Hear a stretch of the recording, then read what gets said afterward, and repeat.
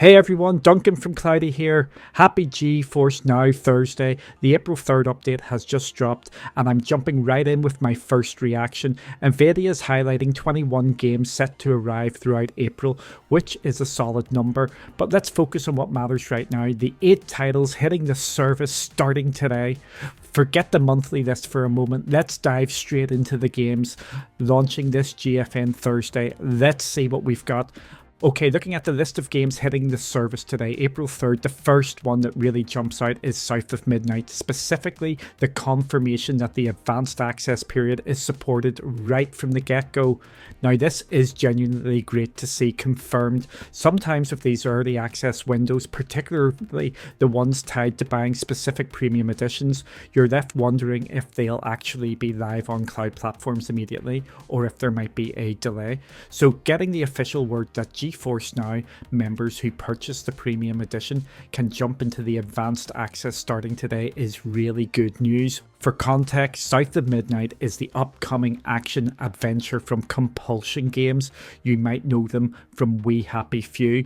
This early access lets premium edition owners play starting today ahead of the full launch scheduled for April 8th.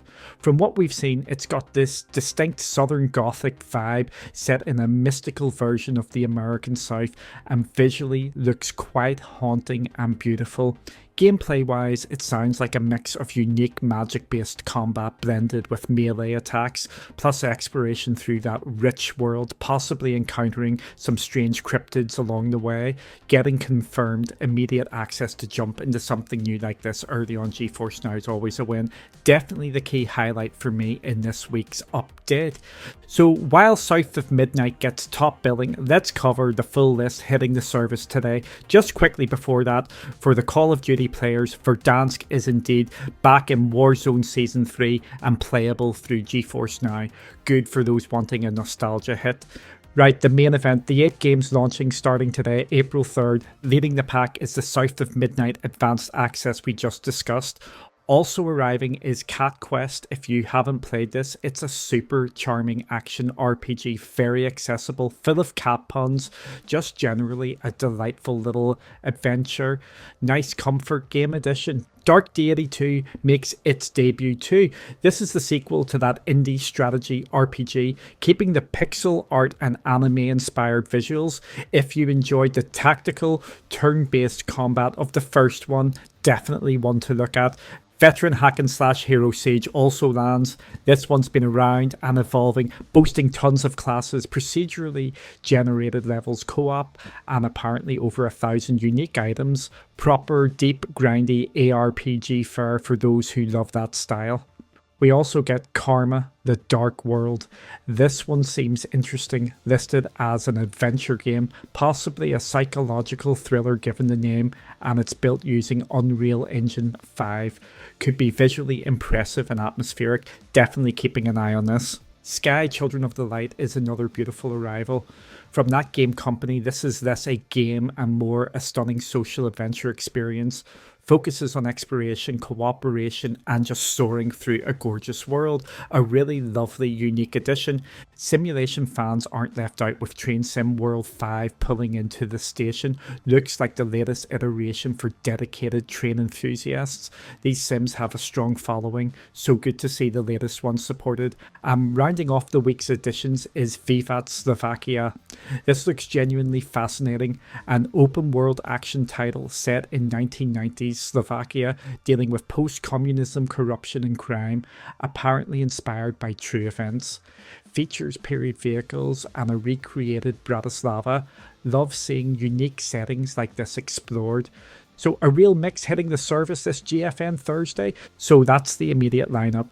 Looking ahead briefly at the other games confirmed for April, the one that really stands out has to be Clair Obscur Expedition 33.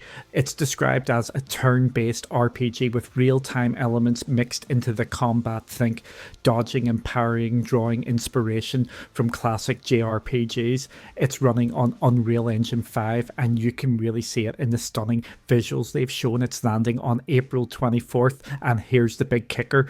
It's confirmed as coming not just via Steam and Xbox purchases, but also day one on PC Game Pass. That is fantastic news for GeForce NOW users who subscribe to Game Pass.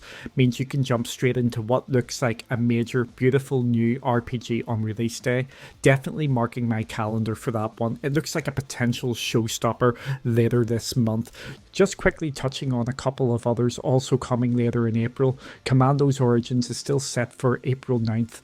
Great to see that tactical strategy classic making a comeback. Mandragora on April 17th still looks intriguing with its dark fantasy art style. And of course Tempest Rising on April 24th, that Command & Conquer inspired RTS that many people are very hyped for. So while Clair Obscur looks like the really big one to watch later this month, especially with that Game Pass confirmation, there are definitely other interesting titles mixed into April's lineup too, shaping up to be a strong month beyond just this first week. Okay, that wraps up the GFN Thursday for April 3rd. 8 new games launching today, with the confirmed South of Midnight Advanced Access being the key highlight for me this week. What do you make of these additions? Let me know down below which of the 8 games hitting the service today you're most excited to jump into first. That's it from me, Duncan from Cloudy, giving you your head start in the cloud.